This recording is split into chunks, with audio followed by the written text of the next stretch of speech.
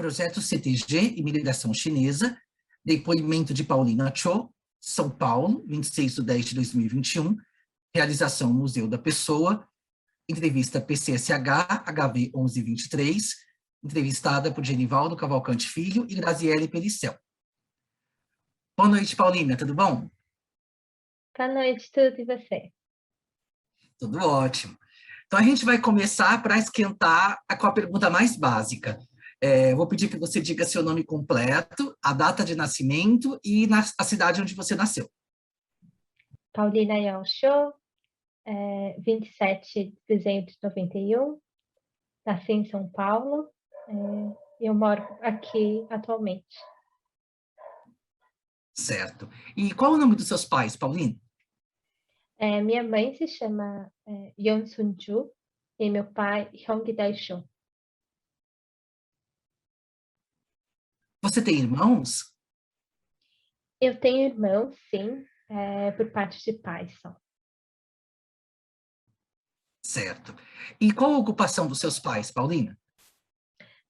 Minha mãe, ela trabalha como estoquista numa loja do Brás. Meu pai é falecido, mas antes ele era comerciante também nessa região do Brás, do Bom Retiro. Certo. Os seus pais, eles são de São Paulo mesmo ou eles vieram de algum outro local? Ambos meus pais são sul-coreanos, e eles imigraram primeiro para a Argentina e depois da Argentina eles vieram para o Brasil. Certo. E você sabe por que eles vieram para o Brasil? Bom, eu não conheço muito a história do meu pai, porque eu perdi contato com ele já quando eu era bem nova, mas pelo que minha mãe conta, eles acharam que teria mais oportunidade econômica, social aqui no Brasil do que na Argentina. Então, em 90, bem no finzinho dos anos 90, de 1990 mesmo, eles vieram para cá. Certo. E eles se conheceram aqui mesmo? Ou eles já estavam juntos lá? Eles já estavam juntos na Argentina, eles se conheceram em Buenos Aires. Certo. Então, vamos conversar um pouquinho sobre a sua infância, Paulina. Quais as primeiras lembranças que você tem da sua infância, em relação à casa onde você morava, as brincadeiras que você tinha, que você gostava? Bom, minha infância foi toda inteira no Brás, e no Bom Retiro, e eu falo que, para mim, apesar de ter nascido e crescido em São Paulo, eu morei no interior do Bom Retiro, porque você vive assim dentro da comunidade da qual você faz parte, de imigrantes, então toda vez que você sai dali é uma bolha muito diferente, o idioma é outro. Então eu fui alfabetizada em coreano, então todas as minhas brincadeiras de infância eram brincadeiras coreanas, que hoje em dia está na moda com Round Six sendo sucesso na internet. Mas a minha infância foi bem essa, assim, e o Bom Retiro tem uma cara de interiorano aos finais de semana, quando todos os comércios fecham, e aí a gente brincava na rua, fazia as coisas na rua. Certo. E o que você gostava mais de fazer quando você era criança? Em relação me conta um pouco dessas brincadeiras, se você gostava de ler, se contavam histórias para você. Eu era menos de brincar com os outros, eu era mais de passar tempo comigo mesma. Eu adorava ler, então eu passava todos os intervalos lendo os livros que tinham na minha escola coreana. E fora isso, eu gostava muito de ir para a loja onde meus pais trabalhavam para ajudar nos finais de semana também. Eu acho que a gente, como imigrante, cresce com uma sensação de sempre precisar estar ali ajudando os pais, com tudo, já que tudo é muito difícil, o dia a dia, existem muitas barreiras e limitações. Então, eu me sentia muito bem quando eu ia para a loja, eu me sentia muito útil. E era isso que eu gostava de fazer. E eu lembro que eu adorava, porque eles me davam um dinheirinho no fim do dia, e com ele eu conseguia comprar um hot dog. Paulina, você comentou que você estudou numa escola coreana. Eu gostaria que você comentasse as primeiras lembranças que você tem da sua convivência, da experiência de estudar nessa escola. Eu me lembro muito da saudação à bandeira coreana, que tinha todas as manhãs, e com isso também a gente falava muito da cultura coreana, dos contos, e da história da Coreia, era uma imersão muito cultural, né. E também me lembro muito do dia a dia das aulas de matemática, que eram mais puxadas, e a gente tinha uma competição anual de poemas, né, de recitar poemas, e eu achava muito legal subir no palco e decorar um verso inteiro. E teve alguma matéria nesse seu período de estudos inicial que te marcou, alguma coisa que você gostasse mais na escola? Eu gostava muito das aulas de matemática, mas pensando agora, eu acho que era muito menos porque as aulas eram de matemática e mais porque, você fazia os exercícios e a professora te dava estrelinhas. Eh, eu sentia que eu estava pontuando e ganhando coisa.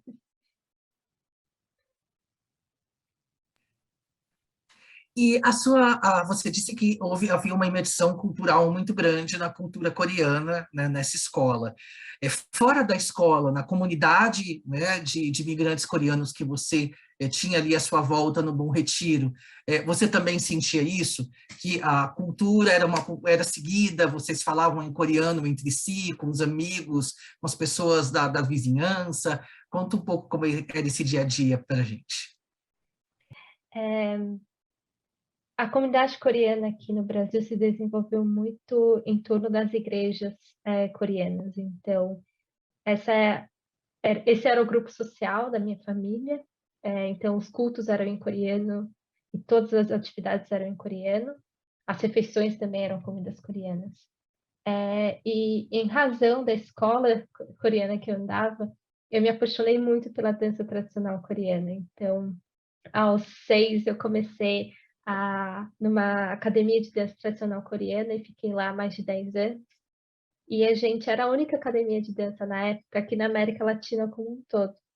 Então a gente fazia vários eventos com a embaixada e foi muito interessante. Acho que despertou muito a minha curiosidade, pela história, pela cultura, e os modos e os costumes, né, como eu acho que a cultura coreana, assim como várias outras culturas asiáticas, tem modos e costumes muito diferentes do que a gente vê aqui no Brasil, né? Jeito de falar, jeito de se portar, quando se está com os mais velhos. E eu acho que isso, hoje em dia, eu tenho muito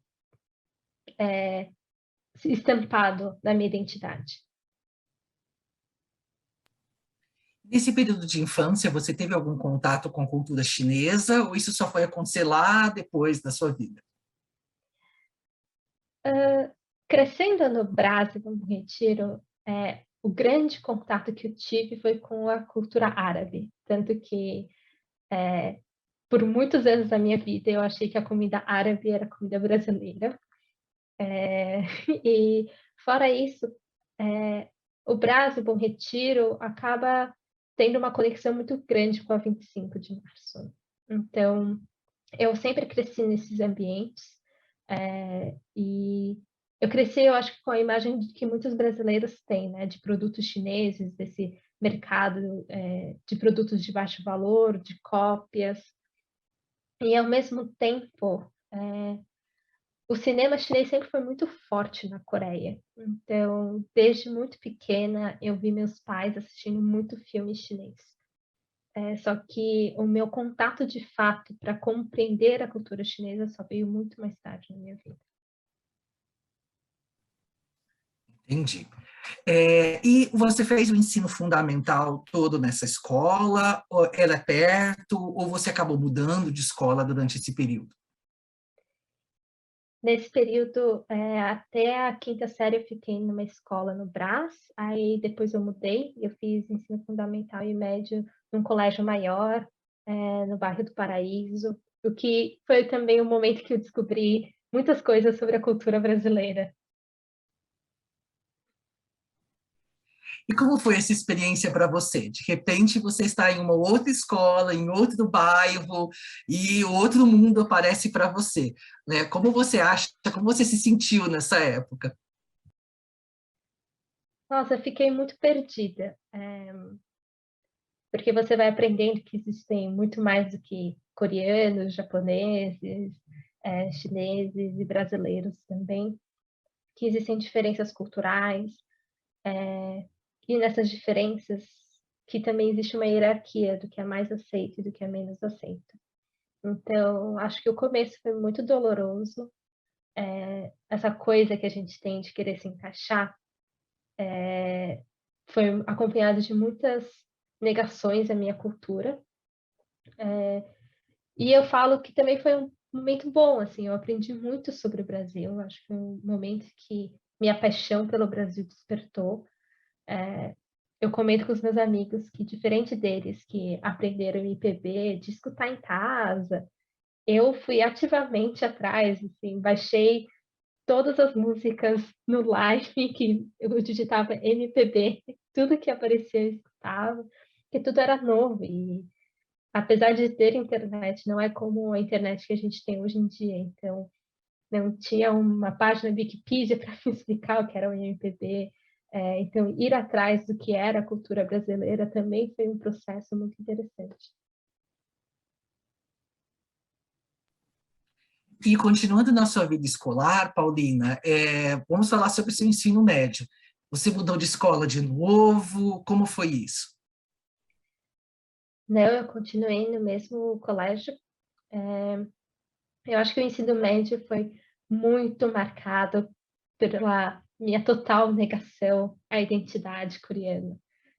E qualquer coisa relacionada aos países asiáticos. Foi um momento também que eu me afastei de muitos grupos de amigos que eu tinha antes, centrados na comunidade coreana. Foi quando eu comecei a despriorizar também a escola de dança tradicional coreana, e deixar também de assistir filme, novela e escutar músicas coreanas, porque para mim era muito claro que na época que era primeiro Estados Unidos, cultura europeia, e que essa coisa de países asiáticos não estava com nada. Nesse período de adolescência, Paulina, o que você passou? Você substituiu costumes, né? Chega na adolescência, a gente sempre acaba adquirindo novos costumes. Você disse sobre troca de grupos de amigos, troca de valores culturais, enfim. O que você gostava de fazer no seu tempo livre? No meu tempo livre, eu continuei gostando de ler. E, e é um período muito engraçado assim, na minha vida, porque fazer parte de uma comunidade de imigrantes, as pessoas acabam tendo pensamentos mais conservadores como consequência da situação em que estão, né?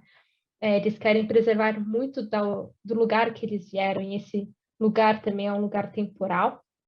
Então, eles têm um apego muito grande às ideias da época, às ideias dominantes da época em que eles deixaram seus países de origem, assim como pela dificuldade de idioma, e acesso à informação, as ideias não vão se renovando com o tempo.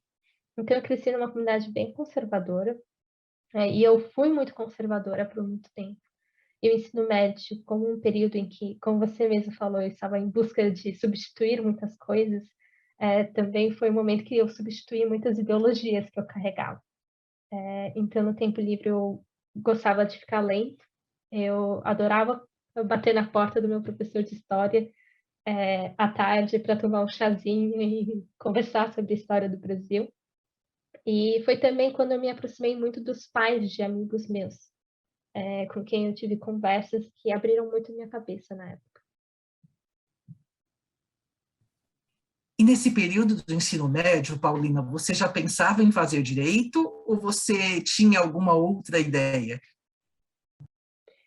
Eu pensava em fazer direito, mas por outras razões. Eu achava que era a única opção que eu tinha, porque na minha cabeça era engenharia, medicina, direito, e matemática definitivamente não era muito para mim, não me via fazendo nenhuma área de biológicas, eu falei, então acho que é direito. E você entrou, você já foi fazer o vestibular logo em seguida do ensino médio, ou você deu um tempo por algum motivo, fez algum cursinho? Como foi esse período para você? Não, do ensino médio eu fui direto para a faculdade, de direito, e eu acho que eu cheguei muito imatura para a faculdade. Hoje em dia eu olho para trás e falo: "Nossa, eu queria fazer todas as aulas de novo". Mas foi um momento muito bom. Acho que no começo da faculdade minha grande motivação no direito foi por mudanças, que eu achei que o direito poderia proporcionar ao mundo, em questões de reformas legislativas. Na época, falava-se muito em reforma tributária, como se fala hoje em dia. Eh, então eu sentia que as coisas iam mudar. Já no fim da faculdade eu fui percebendo que a atuação como um profissional do direito era muito mais, ao menos na minha experiência, era muito mais uma manutenção do status quo do que fazer reformas e mudanças. Então eu me desiludi bastante. Só que passados 10 anos já, eu olho e eu falo: "Nossa, que curso gostoso, queria fazer de novo". Conta um pouquinho para a gente como foi essa sua adaptação ao novo curso, porque a gente sai do ensino médio, né, com matérias variadas e de repente a gente vai estudar direito. É isso, você vai estudar, todas as matérias vão ser de legislação. Me conta como foi essa sua adaptação para fazer, como você se sentiu quando você começou a fazer o curso, sobre o ambiente social também que se desenvolveu ali, as suas relações. Eu definitivamente não me adaptei, tão bem à faculdade. Todas as matérias que eu pude pegar fora do meu curso de direito, eu peguei. Eu fiz matérias, em sua maioria de humanas, mas eu também fiz matérias de exatas, e na faculdade de medicina, porque eu não estava acostumada a ver as coisas só de um ponto de perspectiva, né, de um ponto de vista. Também foi muito diferente, porque, assim, eu entrei na faculdade sem saber o que é crédito, optativa livre, o que é isso, assim? "Ai, você pode ser um acadêmico, pesquisador". Eu no currículo, assim, no grupo social em que eu cresci, todas essas camadas eram novidades. E diferente do colégio, não tem alguém que pegue sua mão e passe por cada etapa te explicando o beabá de tudo. Então eu demorei bastante para me adaptar, as dinâmicas sociais também eram diferentes, mas eu comecei a trabalhar bem no primeiro semestre, então eu acabei também focando muito no estágio e eu também tinha alguns outros trabalhos. E a faculdade foi, assim, um momento que eu acabei explorando diversas possibilidades fora do direito, apesar de não ter encontrado nada na época. Entendi. Então me conta um pouco como foi os seus estágios, se foi mais de um ou se foi somente um durante o seu período da faculdade, como que você acha que isso acrescentou para você profissionalmente? Nossa, essa pergunta é difícil. Eu fiz 2 estágios, eh, eu me animei muito com os meus estágios. Era a primeira vez que eu tinha um trabalho formal, porque quando eu era mais nova eu tinha, assim, os bicos, trabalhos informais, então eu me sentia, assim, muito adulta, eh, responsável, e eu acabei mergulhando de cabeça nisso. Não sei exatamente como esses estágios me agregaram hoje em dia. Eu acho que eu acabei traçando rumos muito diferentes, do que eu pensava na época. Eu fiquei 5 anos na faculdade estagiando com direito tributário, porque eu realmente achei que essa seria a minha carreira. E e é engraçado agora, assim, refletindo sobre o tema e tudo mais, que durante a faculdade eu participei só de alguns grupos de estudos, né? Foram 3 especificamente. E os 3 têm alguma relação com o rumo que a minha vida acabou tomando. Um deles era de questões internacionais, de relações internacionais, o outro era de políticas públicas, e o terceiro era o Centro de Estudos Legais Asiáticos. Então, acho que durante a faculdade, apesar de eu ter falado que eu não encontrei exatamente o que eu queria, acho que eu, de fato, encontrei, sim. E uma pergunta que eu esqueci de fazer, voltando lá atrás, só fazendo um parênteses. Quando você era criança, você tinha algum sonho profissional? Quando eu crescer, eu quero ser tal coisa?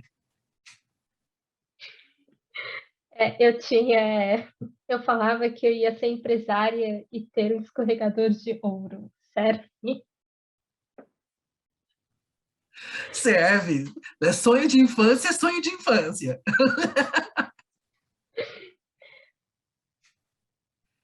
Bom, então, voltando para a questão da faculdade, quando você terminou o curso, quais foram os passos que você deu em relação à sua carreira?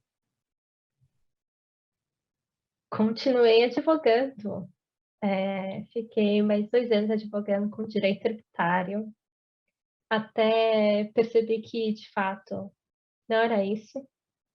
Foi uma conversa muito difícil que eu tive com a minha mãe, de falar, olha, mãe, apesar de todas as expectativas que você tinha, não é isso. Eu não sei o que é, mas se eu não deixar a advocacia agora, também não vai ter espaço para que eu consiga descobrir o que que é. E aí eu fui me aventurar, assim, eu demorei muito tempo para de fato encontrar e fui me aventurando. Fiz projetos em muitas áreas diferentes, em setores diferentes da indústria também, até chegar agora, hoje em dia, que de fato eu falo, ó, era isso, desde o começo era isso. Então, conta para a gente qual foi a sua primeira experiência com direito internacional, como começou isso para você? Começou muito com China, é, essa, meu encontrar profissional começou com China, mas a China só começou porque eu quis entender de onde a minha família vinha. Então, querer estudar a história coreana me levou a querer entender a China, porque a China sempre foi uma grande potência na história da Ásia, e a influência de todos os pensadores e filósofos chineses foi muito importante para a Coreia também. E nisso eu acabei estudando muito sobre China, e estudando sobre China, passei a estudar muito sobre sustentabilidade, porque eu percebi se o governo chinês se comprometeu a alguma coisa, por mais que não concorde 100% com isso, acho que é um grande avanço. E acho que a gente tem uma chance de mudar como as coisas estão atualmente até 2030. E foi por isso que eu acabei me dedicando completamente à área de sustentabilidade. E hoje eu trabalho com projetos de sustentabilidade focados no Brasil. Mas, já que a China é o nosso grande parceiro comercial e o que o Brasil mais exporta são commodities, e as commodities estão muito ligadas à questão de floresta e preservação ambiental, a China acaba estando bem presente no meu dia a dia. E você pensou, como você começou a entrar nessa questão de direito asiático, começou a estudar a China, você já teve a ideia de fazer um mestrado em relação a isso, ou demorou um pouquinho? Nossa, demorou. Eu falo, a gente pode até tentar planejar a vida, mas parece que tudo vem ao acaso e à sorte. Eu tinha o plano de tirar um ano sabático para viajar pelo leste asiático. E nisso eu percebi que tal estudar mandarim? Acho que vai me ajudar, pelo menos saber ler durante essa viagem. E aí comecei a estudar mandarim, aí percebi que várias pessoas da minha rede de contatos profissional também estavam estudando mandarim. a gente se juntou para estudar mandarim juntos. E foi assim que eu descobri um programa de mestrado fora, que eu gostei muito dele pela proposta que ele tinha. E aí eu resolvi me inscrever. Foi aí que, de fato, eu entrei no mundo mais acadêmico da China. E foi um grande acaso, assim. No fim, não fiz o meu ano sabático que eu queria, mas quem sabe no futuro. E onde foi esse programa? Esse programa foi online devido à pandemia, mas o meu programa era para ser na Tsinghua University, em Beijing. Certo. E como isso acabou levando você e outras pessoas também, né, ao portal Observa China? A Observa China, deixa eu voltar um pouco atrás. O programa de mestrado que eu fiz chama Schwarzman Scholars, e tem um programa semelhante, só que feito pelo governo chinês, chamado Yanqing Scholars. Algumas pessoas do Yanqing Scholars sentiram a falta de ter um espaço que aproxime o Brasil da China, e traga os jovens, não só acadêmicos, mas profissionais e interessados em diversos assuntos que não só economia, que está em alta, e eles estavam com essa ideia de fomentar um espaço, vieram conversar comigo, e aí nós decidimos começar a Observa China. Eu acho que é muito da nossa necessidade também, porque a China é um assunto tão grande, são 1000 assuntos para falar de China. E a China não é que é um país que surgiu 100 anos atrás, ela tem tantas complexidades e camadas que a gente queria facilitar o acesso a todo esse entendimento que a gente segue não tendo, mas a gente busca ter. E aí a gente decidiu fomentar esse think tank, que é muito num formato mais de comunidade do que qualquer outra coisa. Porque a gente quer que as pessoas se conectem e as pessoas queiram entender a China também ao nível pessoal. E o que você acha do resultado, né? Quando começou Observa China e o que você acha que mudou de lá para cá? Mudou muita coisa. Quando a gente começou a pensar sobre Observa China, não tinha Covid. E nesse último, mais de um ano, com o Covid e outros assuntos envolvendo geopolítica internacional, a China ganhou os holofotes. E nisso o grupo cresceu muito e com isso a gente conseguiu trazer mais camadas no assunto de debate sobre a China. Porque antes, quando são só pessoas que trabalham com relações internacionais ou pessoas interessadas em startup, tecnologia e inovação, os assuntos que você explora da China acabam sendo só aqueles. Quando a gente consegue agregar pessoas de lugares diferentes, com experiências diferentes, interesses diferentes, a gente conseguiu começar a trazer outras camadas da China. Então, a gente também fala muito de cinema hoje em dia, porque por um filme você aprende muitas coisas, você absorve muito de uma outra cultura, né?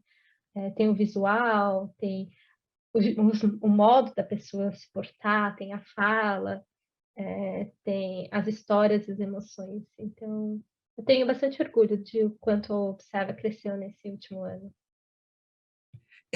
Eu queria primeiramente perguntar para você o seguinte: você, nesse período que você fez os estudos sobre a história da Coreia e sobre a história da China, o que você encontrou de similaridades entre a cultura coreana e a cultura chinesa? Nossa, similaridades. Acho que encontrei poucas similaridades.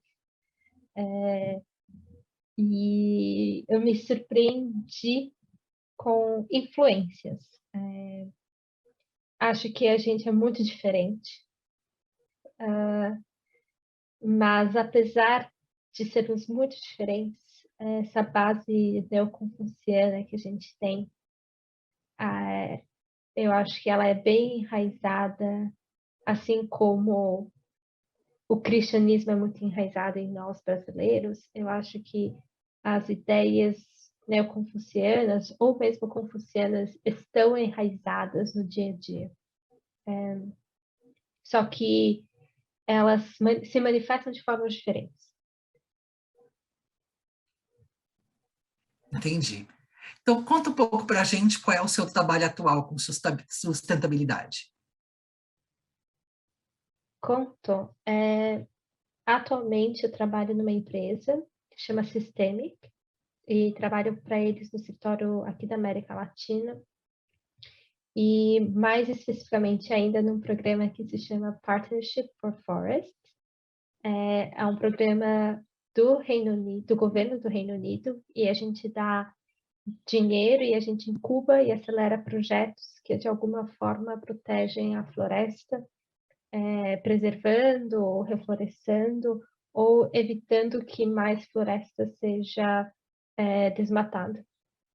E falando de sustentabilidade no Brasil, a gente não tem como não falar de produção de soja e de carne bovina. E falando de soja e carne bovina, necessariamente a gente acaba falando de China. A gente tem alguns projetos que tocam no assunto China e outros que se aprofundam no assunto China. Certo.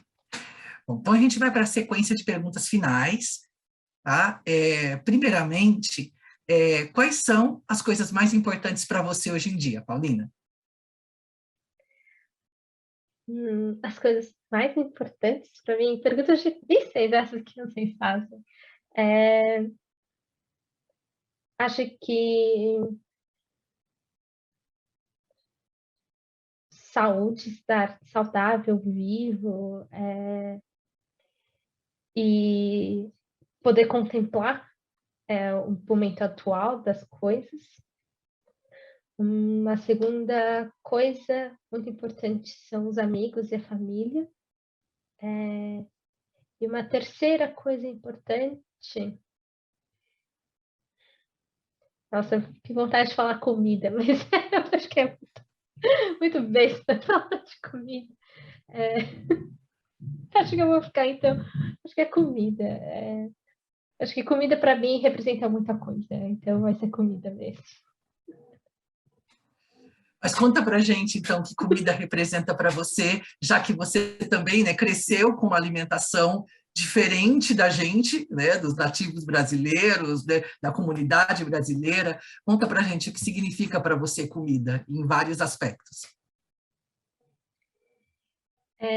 Para mim, cozinhar é um ato de serviço que você faz para o outro, né? Eu acho que é uma forma de você compartilhar um pouco do seu e também demonstrar assim carinho e preocupação com o outro.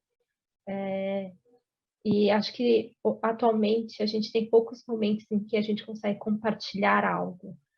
Essa coisa de cozinhar, ter uma mesa farta e chamar todos para virem à mesa, para mim é muito importante. Assim como cozinha também é sobre cultura e aceitação. Eu acho que crescendo eu tive muitos preconceitos em relação ao que eu comia em casa, o que eu acho muito engraçado, que hoje em dia as pessoas estão muito mais interessadas pela comida coreana, mas foi muito diferente quando eu era pequena. E também porque comida, para mim, é uma grande porta de entrada para outras culturas,